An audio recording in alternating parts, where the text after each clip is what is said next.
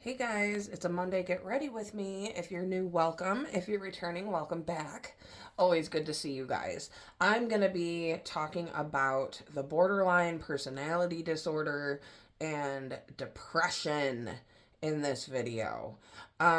Just a disclaimer, I am not a mental health professional. I'm just a 20-year veteran of the mental health industrial complex.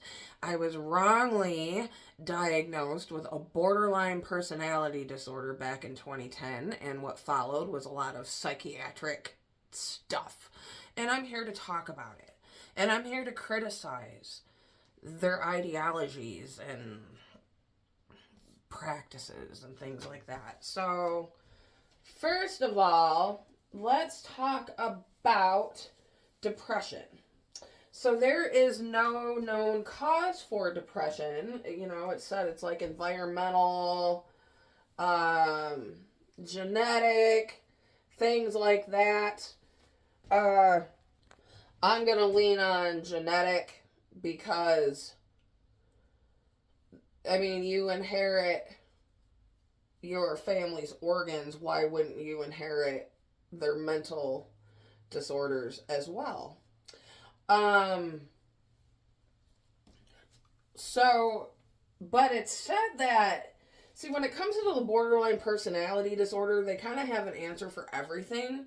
For this particular personality disorder, your depression is situational, and if you fix the stress and the thing that's depressing you, you won't be depressed anymore. So, in one regard, there's no known cause for depression scientifically, okay? But then when it comes to this, they know what's causing your depression, and um, I was watching a video of a psychologist or whatever, and he's always kind of speaking against medications.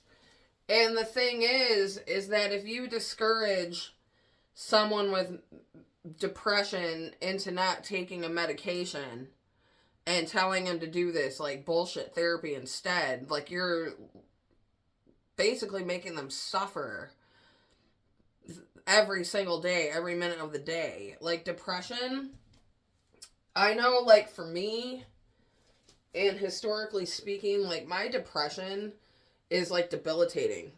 It's more than feeling sad. It's almost like they're misrepresenting what depression is. They're treating it as though it's like a sadness. There's more to it.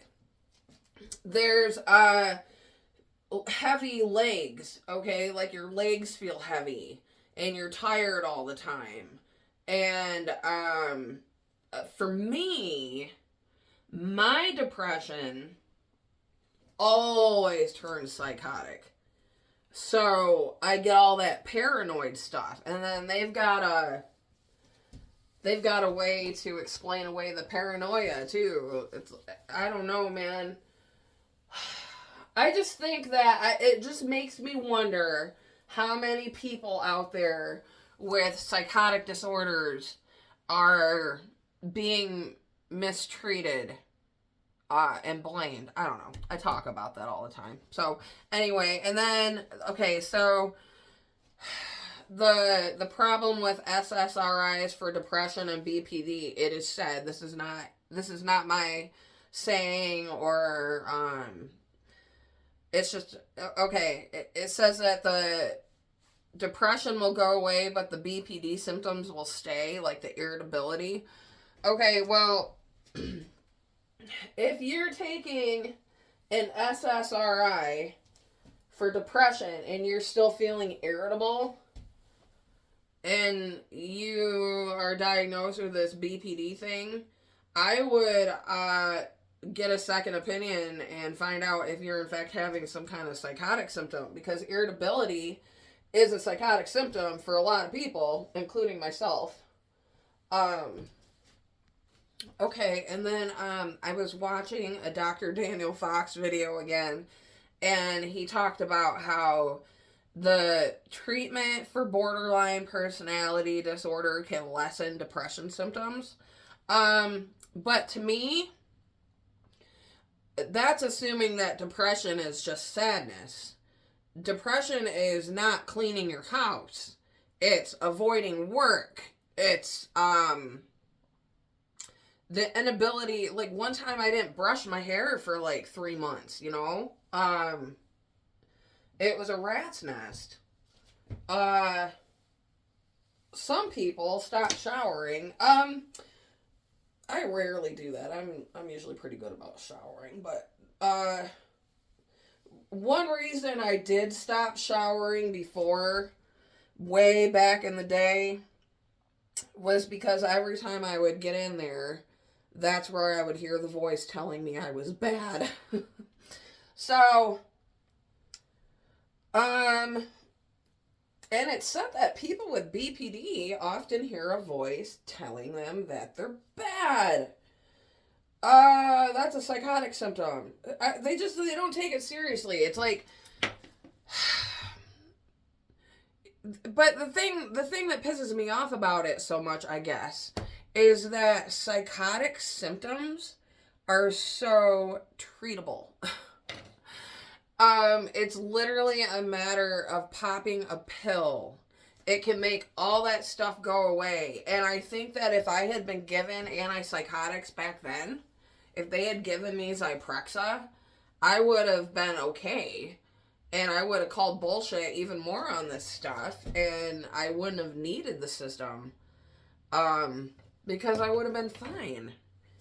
It just, But, you know, they were always pushing medications on me for the wrong reasons.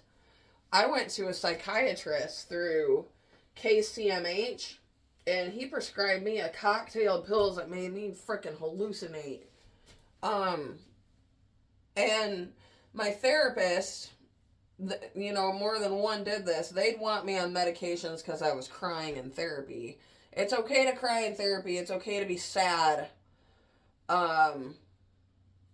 Somebody comes to you and is paying you money, and you're just like, wow, you need drugs because you're crying. That's not a good therapist, guys.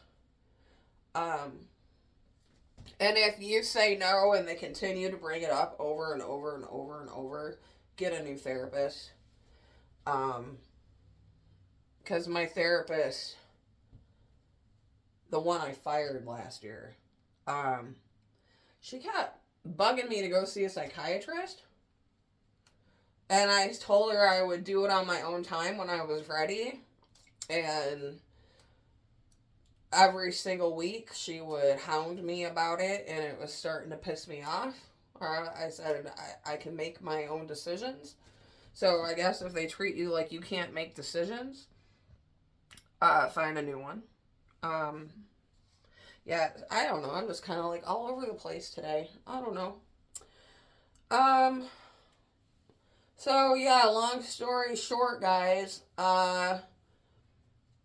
if you are diagnosed with a borderline personality disorder, in my opinion, my non-professional opinion, and you're taking SSRIs and you're still experiencing all of those negative freaking psychotic ass symptoms, go get a second opinion and get some freaking antipsychotics, okay? We're lucky. We're privileged with the way people with mental illness have been treated over the centuries, like in mental hospitals and stuff like that. How far we've come thanks to medications. So y'all just calm down, man. Y'all calm down. Okay.